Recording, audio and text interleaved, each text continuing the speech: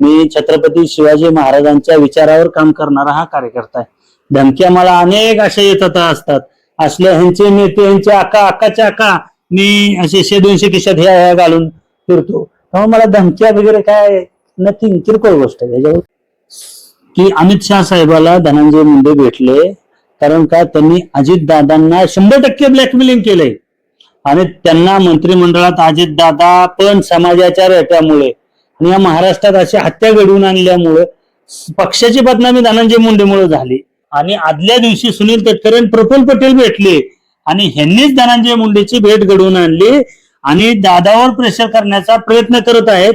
त्या पश्चिम महाराष्ट्रातील मराठवाड्यातील मराठ्यांच्या जेव्हा पक्ष वाढवला गेला, सत्ता संपत्ती पद सगळं मराठ्यांचं जेव्हा मिळलं आणि मराठा समाजाच्या विरोधात असणाऱ्या मुंडे कंपनीला जर अजित पवारांनी घेतलं तर अजित पवारचे पक्ष तुम्हाला सांगतो धरणात बुडल्याशिवाय राहणार नाही आणि समुद्रात बुडणारच आहे जर अशा लोकांना त्यांनी मंत्रिमंडळात घेतलं।